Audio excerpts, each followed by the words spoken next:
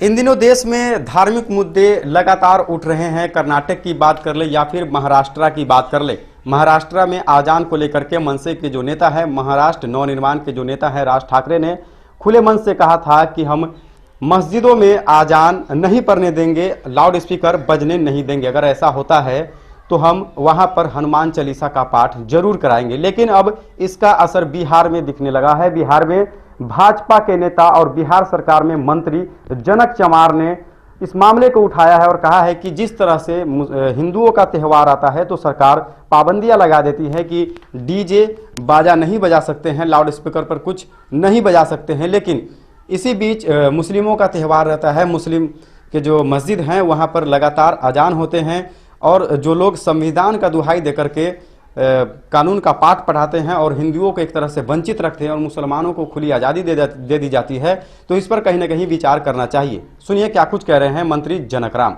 दिवाली होता है, छठ होता है, हिंदुओं के महापर्व होता है, उसमें बड़े तेज गति से आवाज बजाना, गाड़ी चलाना, ये इस पर रोक लग जाती है।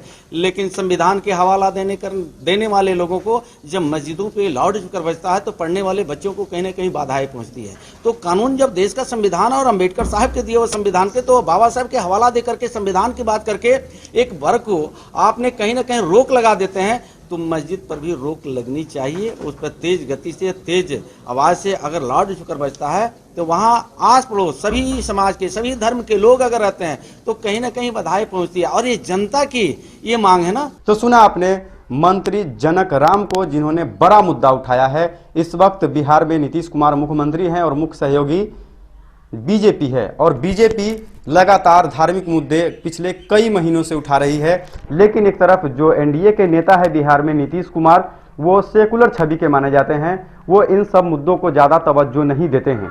पिछले ही दिनों आपने देखा होगा नीतीश कुमार का जो उनके मंत्री हैं अल्पसंख्यक कल्याण मंत्री जमा खान के साथ इफ्तार पार्टी कर रहे थे और सर पर जो मुस्लिमों के टोपी होते हैं उनको वो पहन रखा था। तो इससे साफ मैसेज जाता है कि मुख्यमंत्री नीतीश कुमार सेकुलरिज्म की जो उनकी छवि है उनको कहीं ना कहीं वो धूमिल नहीं करना चाहते हैं। और इस पर अब क्या एक्शन लेते हैं नीतीश कुमार, ये देखने वाली बात होगी। लेकिन इस वक्त बिहार में भी आजान का मुद्दा गहराता जा रहा है।